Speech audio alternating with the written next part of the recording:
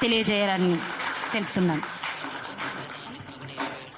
ఇప్పుడు ప్రొఫెసర్ అరగోపాల్ సార్ని ప్రసంగించాల్సిందిగా కోరుతున్నాం.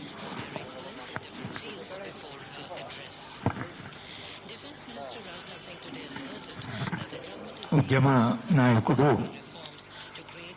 మందకృష్ణ గారు, విమలక్క, మిత్లారా, ఈ సభ అయితే అరుణోదయ వాళ్ళు పెట్టారు. దీనికి ఒక చారిత్రక ప్రాముఖ్యత ఉంది. ఇది చిన్నగా ప్రారంభమైన రాబోయే రోజుల్లో జరగవలసిన పోరాటాలు, ఆ 6 తీర్మానాలు ఏవైతే ఉన్నాయో వాటికి చాలా చారిత్రక ప్రాముఖ్యత ఉన్నది. నిజానికి సమస్య పరిష్కారం అవుతున్న సందర్భంలో మళ్ళీ సమస్యను జట్లం చేయడం అనేది అది 2 వర్గాలకి మంచిది కాదు, అది సమాజానికి కూడా మంచిది కాదు. సమస్య పరిష్కారం ఏంటో నిన్నటిదాకా మనకు సమస్య, కానీ సుప్రీంకోర్టు నిర్ణయం వచ్చిన తర్వాత ఇంకా వర్గీకరణ గురించి ఎవరు దాన్ని ఆపలేరు అనేటువంటి అయితే, ఇంతకాలంగా న్యాయ వ్యవస్థ అడ్డం వస్తున్నది అనేటువంటి ప్రశ్న ఉంది. కానీ అత్యున్నత న్యాయస్థానము వర్గీకరణ సమర్థనీయమే అన్న తర్వాత ఇంకా దాని మీద ప్రశ్న ఏం లేదు. వర్గీకరణ ఎవరు ఆపలేరని. ఎందుకు ఇవాళ దాన్ని జట్లం చేస్తున్నారు అనేది కూడా మాలాంటి వాళ్ళకు కూడా చాలా ఆందోళనగానే ఉన్నది. ఈ చొరవ ఏదైతే విమలక్క, అరుణోదయ వాళ్ళు తీసుకున్నారో, ఈ చొరవ ఎందుకు అంటే రాబోయే కాలంలో చేయవలసింది మందకృష్ణ కానీ మనం కానీ అందరూ చేయవలసింది, ఒక్కసారి వర్గీకరణ జరిగిన తర్వాత 2 సమూహాలే కాకుండా ఇంకా అందరూ కలిసి వచ్చే వాళ్ళతో మనం చేయవలసిన పోరాటాలు చాలా ఉన్నాయి. తీర్మానాల్లో స్పష్టంగా ఉన్నాయి. ప్రైవేట్ రంగంలో మనకు రిజర్వేషన్స్ కావాలి, తర్వాత దళితుల మీద జరుగుతున్న దాడులు ఆగాలి, వాళ్ళ ఆత్మగౌరవము, సమానత్వ భావన, వాళ్ళందరినీ గౌరవించడం అనేది ఆ ఆత్మగౌరవ పోరాటం ఇంకా మిగిలే ఉంది. బాబాసాహెబ్ ప్రారంభించిన ఆత్మగౌరవ పోరాటం ఇంకా మిగిలే ఉన్నది. నిన్నగాక మొన్న రాములు అనేటువంటి ఒక head master, school head master, ఈ అయ్యప్ప భక్తుడు పిల్లోడు అయ్యప్ప డ్రెస్ చేసుకొని కూర్చుంటే అబ్బాయికి ఏదో ఆయన లెక్కలు చెప్తూ పరిష్కారం అవుతుంది దాన్ని అడిగితే లేవకుండా అబ్బాయి కూర్చుంటే ఆయన పోయి అదేంటే ఆయన అట్లా దానికి లెక్కకు జవాబు చెప్పని లేచి కూర్చొని ముట్టుకొని అతని చేసినందుకు అయ్యప్ప భక్తులు వచ్చి ఆయన మీద దాడి చేశారు. తర్వాత పోలీస్ స్టేషన్లో కేసు బుక్ చేశారు. కాకుండా ఆ అబ్బాయి కాళ్ళు కూడా మొక్కించి అందరూ అయ్యప్ప భక్తులు అందరి కాళ్ళు మొక్కమని మొక్కించారు హెడ్ మాస్టరు. తర్వాత పిల్లల ముందర ఇవి చేయొచ్చునా అనేది ఏమాత్రం లేకుండా, ముఖ్యంగా ఆ డ్రెస్ వేసుకున్న తర్వాత వాళ్ళకు ఒక ఇది ఉంది, ఎలా ప్రవర్తించాలి, ఎలా మాట్లాడాలి, ఆగ్రహపడకూడదు, అవన్నీ ఉన్నాయి. కానీ రాములు దళితుడు, మాదిగా 2 కూడా ఉన్నాయి. ఒక హెడ్ మాస్టర్ దగ్గరికి వెళ్ళి చేశారంటే సమాజంలో ఇంకా ఒక స్థాయికి వచ్చిన వ్యక్తి స్కూల్ హెడ్ మాస్టర్ పట్ల ఇట్లా ప్రవర్తించారంటే ఇంకా ఆ ప్రవర్తనలో మార్పురాలు. మనం ఇంత పోరాటం చేసి క్లాసిఫికేషన్, మనకు రిజర్వేషన్స్ ఇవాళ వస్తాయి, కానీ 2 వర్గాలు కలిసి చేయవలసిన పోరాటాలు చాలా ఉన్నాయి. ఇదే ఈ యొక్క ఇవాళ మన సభ ఏదైతే మీటింగ్ ఏదైతుందో దీనికి ఎందుకు చారిత్రక ప్రాముఖ్యత ఉంది అంటే, రాబోయే కాలంలో ఒక్కసారి వర్గీకరణ జరిగిన తర్వాత ఒక న్యాయం అనేటువంటిది, జస్టిస్ చంద్రకుమార్ గారు, న్యాయం అనేది ఒకటి ఉంటుంది కదా, న్యాయాన్ని గురించి ఆలోచించాలి కదా ఏ వర్గమైనా. కానీ మానవ చరిత్రలో ఒక విషాదం ఏంటంటే, లేని ప్రయోజనాల కొరకు పోరాటం మనుషులకు తెలుసు, కానీ ఉన్న ప్రయోజనాలు వదులుకోవడం అనేది ఇంకా మనుషులకు తెలియదు. అదే ఇవాళ సమస్య. కొన్ని ప్రయోజనాలు, అవేం పెద్ద ప్రయోజనాలు కాదు, కానీ ఉన్న ప్రయోజనాలు వదులుకోవడం అనేది, తెలియకపోవడం అనేది, దానివల్ల జరిగే నష్టం చాలా ఉంటుంది భవిష్యత్తులో. కనుక మాల మిత్రులకి నాకు కూడా చాలా మంది మిత్రులు వాళ్ళే ఉన్నారు. నా దగ్గర పరిశోధన చేసిన 90% మంది మాల విద్యార్థులు. వాళ్ళంతా ఇప్పుడు అలహాబాద్లో ఉన్నారు, ఢిల్లీ యూనివర్సిటీలో ఉన్నారు, గుజరాత్లో ఉన్నారు, ఐఐటిలో ఉన్నారు, దేశవ్యాప్తంగా నా ఇది అంత మాల విద్యార్థులే. నాకు ఆ మాల మాదిగా తేడా తెలియదు. అప్పుడు దళిత అంటే మేము తీసుకునేవాళ్ళం. కానీ తీరా ఈ డివిజన్ వచ్చిన తర్వాత మా పిల్లలతో మాట్లాడుతుంటాను. ఒక పిల్లవాడైతే ఈ సబ్ కేటగరైజేషన్ మీద పిహెచ్డీ చేశాడు, ఇప్పుడు అలహాబాద్ యూనివర్సిటీలో ఉన్నాడు అబ్బాయి.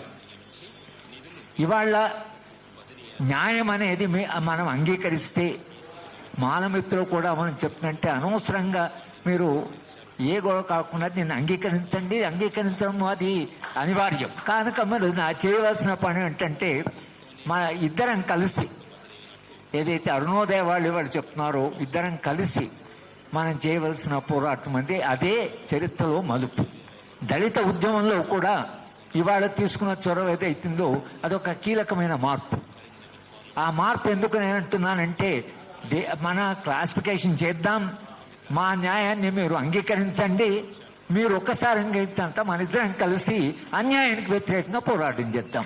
సమాజంలో అన్యాయం చాలా ఉంది, న్యాయం ముందు అంగీకరించండి, అన్యాయానికి వ్యతిరేకంగా పోరాటం చేద్దాం అనేది ఏదైతుందో అది స్పష్టంగా ఇవాళ ఒకవేళ రాగలిగితే, ఇక పెద్ద వర్గాలు ఏం మారలేదు, అప్పర్ కాస్ట్ ఏం మారలేదు.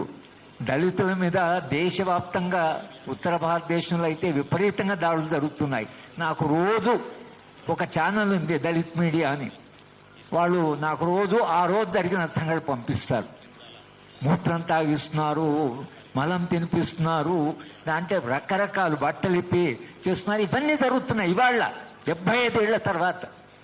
అంటే మనం ఊహించలేము ఇవి జరుగుతున్నాయా. ఎస్సీ ఎస్టీ అట్రాసిటీ యాక్ట్లు ఇవన్నీ ఉన్నాయి, మనం తినిపించడం, మూత్రం అన్నీ ఉన్నాయి. దాంట్లో 27 అట్రాసిటీస్ ఉన్నాయి, ఎస్సీ ఎస్టీ అట్రాసిటీ యాక్ట్. కానీ అది 1989లో వచ్చింది. 89లో వచ్చిన యాక్ట్లో ఉన్న అన్యాయాలు ఇంకా జరుగుతున్నాయి, మన మీద జరుగుతున్న అన్యాయాలు. కనుక ఒక మానవీయ సమాజం, ఒక ప్రజాస్వామ్య సమాజం, ఒక న్యాయబద్ధమైన సమాజం, మనుషులను గౌరవించుకునే సమాజం, అందరినీ సమానంగా భావించే సమాజం రావాలి కదా. మనుషులం కదా మనం, మనకు చైతన్యం ఉంది కదా. మనం ఇంత చైతన్యవంతులైన మనిషి ఇంకా ముందుకు పోవాలి. కానీ ఇవాళ ఈ సమస్యలో మనము అది పరిష్కారం అవుతున్న దిశగా దాన్ని చేయాలి. ఈ 6 తీర్మానాలు ఏవైతున్నాయో ఇవి భవిష్యత్తు యొక్క ఉద్యమాల యొక్క దిశ నిర్దేశం జరిగినట్లే. తప్పకుండా ఈ సభ నుంచి చాలామంది చాలా భిన్న సమూహాల నుంచి వచ్చారు కాబట్టి ఈ సభ యునానిమస్గా ముక్త కంఠంతో మాలమిత్రులకి మిగతా వాళ్ళకి చెప్తున్నా ఏంటంటే, దయచేసి వర్గీకరణ అంగీకరించండి, దాని జోలికి పోకండి. రెండవది, ఇద్దరం కలిసి సమాజంలో ఉండే అన్యాయానికి వ్యతిరేకంగా పోరాడి ఒక మానవీయ సమాజ నిర్మాణం చేద్దాం అనేటువంటిది మనం ఇవాళ ఈ సభ నుంచి ఒక మెసేజ్గా ఆ వర్గానికి కానీ లేదా అలాంటి మద్దతు ఇస్తున్న వాళ్ళకి మనం విజ్ఞప్తి చేస్తున్నాం. దయచేసి మీరు దీన్ని ఇంకా సంక్లిష్టం చేయకండి. మనం పోరాడాల్సిన పోరాటాలు నేను మందకృష్ణకి మొదటి నుంచే ఉద్యమ ప్రారంభం నుంచి కూడా చెప్తున్నాను. ఇది పరిష్కారం అయితే నీకు ఒక ఉద్యమ నిర్మాణం చేసే అనుభవం ఉంది. ఆయన చాలా అద్భుతంగా ఉద్యమ నిర్మాణం చేయగలడు. ఆయన దేశవ్యాప్తంగానైనా దీని కొరకు పోరాడాలి, లేదా ఇక్కడే పోరాటం చేయాలంటే మాత్రం ఇద్దరిని కలిపే అటువంటి చొరవ మీరు తీసుకోవాలి. మీరు ఇద్దరిని కలిపి మనం కంబైన్డ్గా యునైట్ చేయవలసిన పోరాటం ఉంది. కాబట్టి ఈ తీర్మానాల నేపథ్యంలో భవిష్యత్తు దళిత ఉద్యమం కానీ లేదా ఒక పెద్ద సామాజిక మార్పు కొరకు జరగవలసిన ఉద్యమం ఏదైతుందో దాని నిర్మాణం జరగాలని. కనుక ఈ సభ విమలక్క గారు నిజంగా మీరు ఏదైతే ఈ చొరవ తీసుకున్నారో దీనికి మీకు తప్పకుండా అభినందన చెప్పాలి.